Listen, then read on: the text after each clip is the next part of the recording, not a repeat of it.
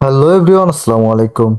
Welcome to my YouTube channel freelancer Afran Rahim. আজকে আমি আপনাদেরকে দেখাবো ফাইবারের গিগ কিভাবে ডিলিট করতে হয় কিংবা রিমুভ করতে হয়।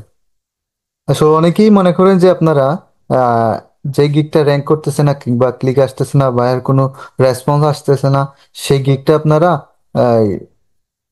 একটু অপটিমাইজ বা অনেক কিছু চেঞ্জ করে ফেললে হয়তো আসবে।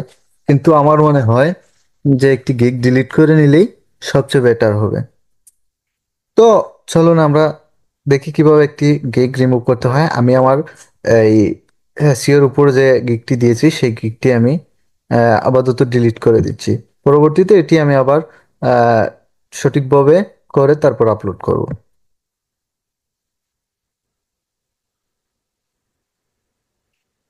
খেতে গেছিলাম আমি আমার এই গিগটি রিমুভ করব।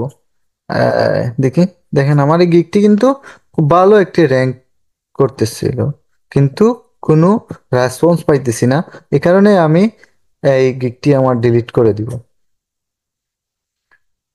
তারপর এখানে আসার পর আমি এই যে এই অপশনটিতে ক্লিক করলাম, দেখুন এখানে ডিলিট অপশনটা এখানে চলে আসছে। এখান থেকে আমি ডিলিট অপশনটিতে ক্লিক করে দিলাম এবং এটা ওকে করে দিলাম।